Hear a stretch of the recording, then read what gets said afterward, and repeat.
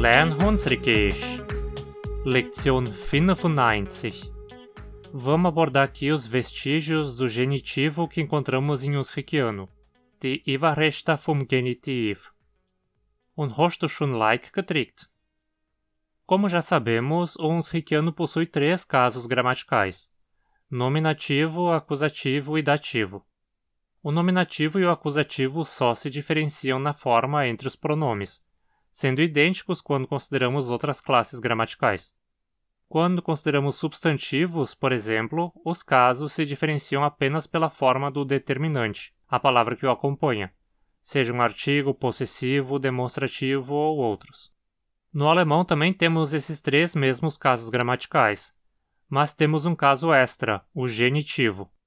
O genitivo em alemão indica um tipo de relação entre 2 substantivos, sendo que aquele marcado com o caso genitivo é o possuidor ou de outra forma caracterizador daquele marcado por outro caso.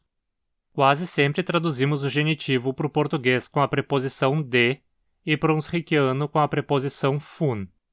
Mas note como nos gêneros masculino e neutro o genitivo do alemão não é marcado só por uma troca de artigo, mas também por uma mudança no substantivo em si, com o acréscimo de um es ao final. Tá, mas o que tudo isso tem a ver com o Hunsrickiano, se o Hunsrickiano não tem genitivo? Pois bem, ele não tem um genitivo gramaticalmente funcional, digamos assim, mas vestígios do genitivo se encontram presentes no Hunsrickiano. Muitos desses vestígios são em expressões engessadas, como expressões religiosas. Talvez o exemplo mais marcado disso seja a expressão Mutter Gottes, Mãe de Deus. Note o us do genitivo no final de Gott. Ele também pode aparecer mais raramente em artigos, como em nomes de espécies, por exemplo, König in der Nacht, Dama da Noite, ou literalmente Rainha da Noite. O t aqui é um vestígio do genitivo feminino. Às vezes também vemos o genitivo em advérbios, como em des welche, a forma adverbializada da preposição welche.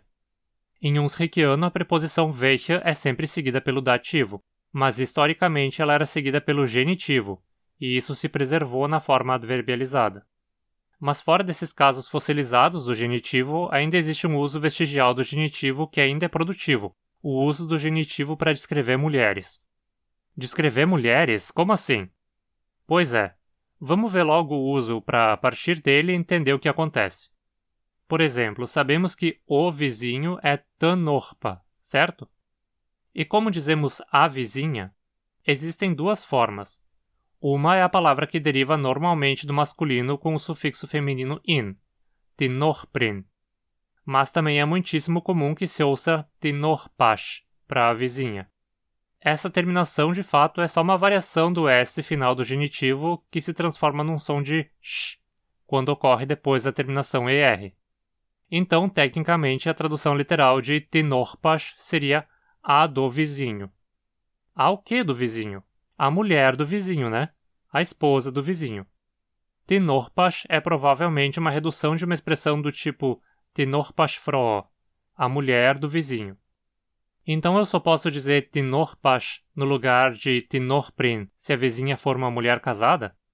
Bom, eu acho que historicamente sim, mas atualmente essa relação de posse do sufixo do genitivo já se perdeu em grande parte e basicamente se pode usar Nachbarin ou Nachbar para qualquer vizinha, independente de ela ser casada ou não.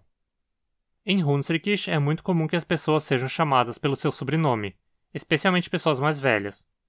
Homens, nesse caso, vão ser chamados pelo seu sobrenome precedido pelo artigo masculino t.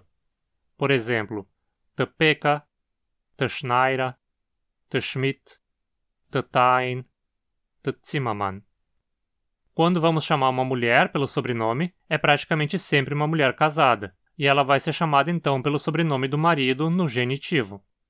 Die Bäckers, die Schneiders, die Schmidts, die Tains, die Zimmermanns. É uma construção um tanto machista? Pois é, mas como todas as culturas indo-europeias, o Hunsrickiano também sempre foi patriarcal. Entre as gerações mais jovens, eu acho que esse costume de usar o genitivo já é bem mais raro, e ele tá talvez fadado a desaparecer, mas é interessante saber desse aspecto da língua, e você provavelmente vai ouvi-lo por aí de vez em quando ainda. De forma mais histórica, esse genitivo era usado também para se referir às esposas de um homem que exerce determinada profissão. Isso porque as mulheres frequentemente se limitavam a atividades domésticas, sem ter uma profissão própria. Então, numa comunidade você tinha, por exemplo, o moleiro, Tamila, e sua esposa, Temilash, a mulher do moleiro. O médico, Tatokta, e a esposa do médico, Titoktash. O professor, Talera, e a esposa do professor, Tilerash.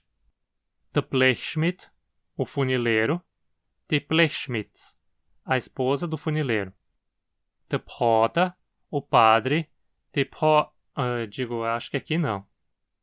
Algumas pessoas também parecem usar essa forma do genitivo para se referir a uma mulher que exerce a tal profissão, em vez de se referir à esposa do homem que exerce essa profissão.